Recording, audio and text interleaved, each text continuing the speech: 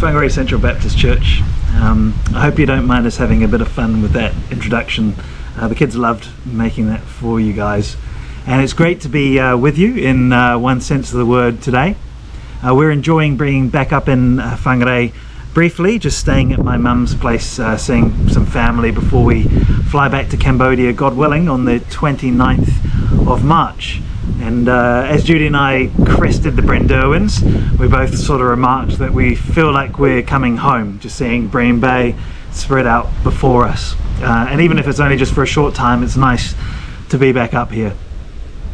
As many of you guys will know, my time in New Zealand on home assignment this time round started out a bit unexpectedly with a surprise pregnancy and Judy's urgent return with the kids back here to New Zealand. And this ushered in for us what has been a little bit of a strange but welcome season. It's been great to be able to see friends and family, and it was good for me to be able to reconnect with the New Zealand medical scene as well and finish off some Laidlaw studies. But at the same time, we sort of felt quite a bit in limbo this home assignment. We were separated from each other for 6 months initially as I stayed in Cambodia, and then settling into a new cold city down in Invercargill, which we didn't really expect.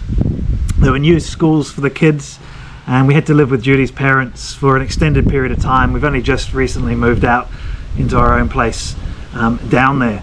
And then of course there was us getting used to being a family of 6 when little Gabriella finally arrived.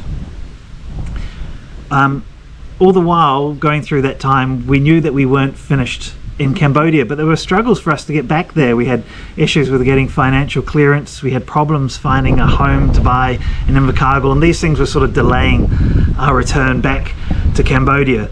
And when unexpected things like that happen, or when there are sort of spanners thrown in the works, it's easy to start wondering if God really is with us in the desires that we have, in the plans that we feel we've made with him, and in our hopes for the future. And you can start to wonder what's really going on. Recently we've been reading the story of Joseph with our kids, and it can be found in the book of Genesis. And last week we got up to Genesis chapter 39, and so this is the chapter where Joseph is now Potiphar's slave, and Potiphar's wife is attracted to the handsome young Joseph and continually pursues him, begging him to sleep with her. But of course we gave our kids the G-rated version of this story. But anyway, Joseph turns down all of Potiphar's wife's advances, and he literally runs from the house to get away from her. And then in vengeance, Potiphar's wife lies about Joseph attacking her, and he is thrown in jail. And now some might say that Joseph's pride led to his brother's jealousy and the reason that they sold him into slavery. But here in chapter 39, Joseph did everything right. He honoured God, he worked hard for his master, yet he found himself in prison accused of something he was innocent of. And we started thinking that, often isn't this how the trials of our lives often present themselves? Sometimes difficult times in our lives come from our own poor choices, but more often in life the trials are the result of other people's actions or through no fault of our own. And I don't know about you, but it's during these types of seasons or trials that I often find myself questioning the goodness of God, wondering if he's really for me. And knowing myself and the journey I've been through and some of the own struggles in my life, I know exactly how I'd react if I found myself in the same position as Joseph. There'd probably be a mix of despair and anxiety, and if I'm honest, probably anger towards God. But as we continue to read through Genesis chapter 39, verse 21 really sprang from the pages to us. And verse 21 says, "But the Lord was with Joseph in prison and showed him his faithful love."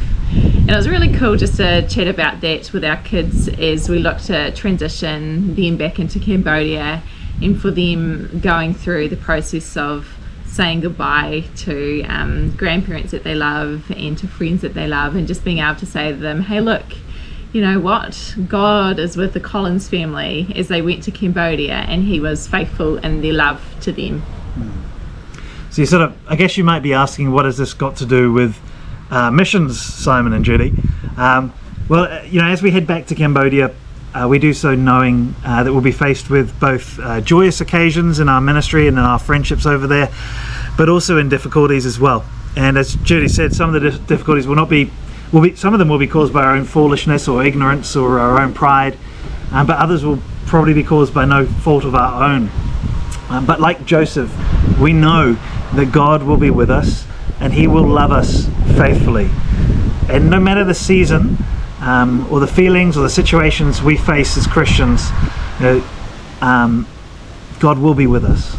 And there have been seasons in my life previously which I have not wanted to end. There's been a special time of closeness to God, time when reading the Bible and spending time with him in prayer was just so fulfilling and was beautiful in every way.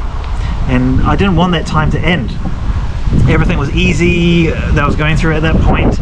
My gifts seemed to flourish. I seemed to be able to do well in what I was doing, but it did end. And if it was up to me, I would have chosen for that time in my life not to end.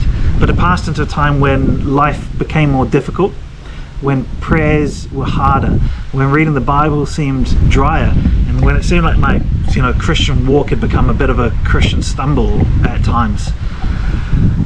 But this new period of struggle, it really revealed to me some character flaws, some areas where my faith was weak, and where I wasn't perhaps pursuing God as I could have. And I don't think those things would have become apparent to me if I'd been in the previous time where I had just felt close to God all the time. So God uses these times of difficulty and these times of hardship to grow us, to refine us, to build faith and to build Christ's character into us. And it seems cliche to say it, but it is true, and we have experienced that in our life in Cambodia and in our life in New Zealand here as well. We hope that that is true for you guys in Whangarei Central Baptist Church as well at this time. I want to encourage you also. And we know that things have been very difficult, and it's been a season of change again with what's happened with COVID in New Zealand and all the rules, and also what's happening with the new search for a pastor again. So our prayer for you is that God would use this season for you as he continues to faithfully love you guys. And as we return to Cambodia, we just really wanted to express our thanks to you, our family at Whangarei Central Baptist Church. We felt so loved and supported since we set out all the way back in 2018. And despite us being far away on home assignment in Invercargill, we've still regularly received just lovely emails and words of encouragement every month.